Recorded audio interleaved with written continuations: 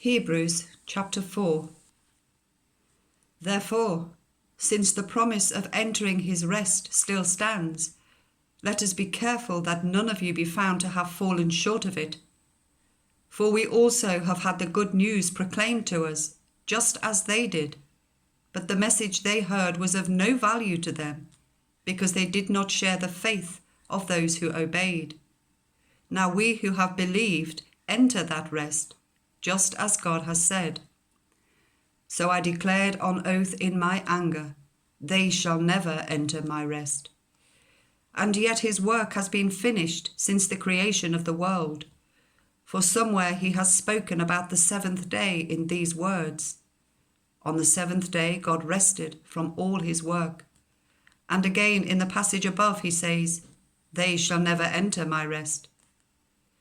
Therefore, since it still remains for some to enter that rest, and since those who formerly had the good news proclaimed to them did not go in because of their disobedience, God again set a certain day, calling it today.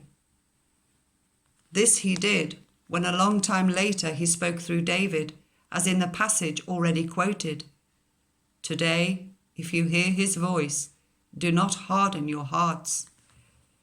For if Joshua had given them rest, God would not have spoken later about another day.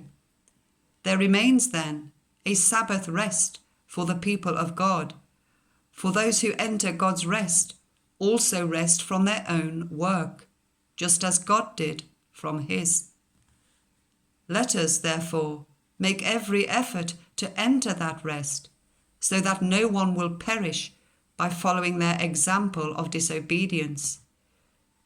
For the word of God is alive and active, sharper than any double-edged sword. It penetrates even to dividing soul and spirit, joints and marrow. It judges the thoughts and attitudes of the heart.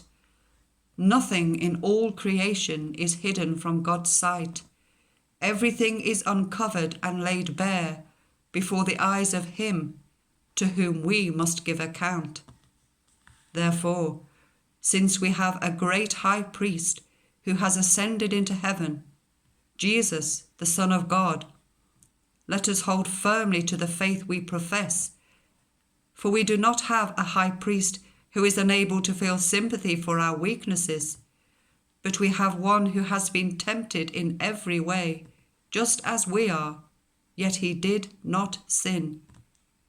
Let us then approach God's throne of grace with confidence, so that we may receive mercy and find grace to help us in our time of need.